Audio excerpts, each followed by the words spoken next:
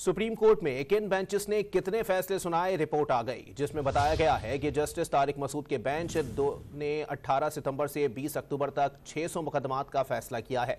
मजीद जानते हैं don news के नुमाइंदे उमैद अली से। जी उमैद, बताइएगा रिपोर्ट केसेस जो हुए हैं उनमें निपटाने के आदाद-ओ-शुमार से मुतालिक क्या तफसीलात हैं?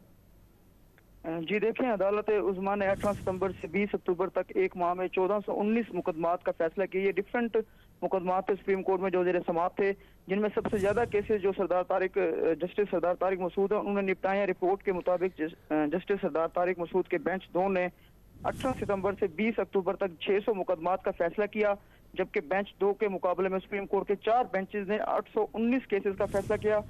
जस्टिस सरदार तारिक मसूद के बेंच 2 ने 18 सितंबर के हफ्ते में 68 केसेस का फैसला किया। 25 सितंबर के हफ्ते में 126 और 9 और 19 अक्टूबर से शुरू होने वाले हफ्तों में बिल तरतीब 81, 105 और 200 मुकदमात का फैसला किया है। जी बहुत शुक्रिया उमैद अली अपडेट करने के लिए।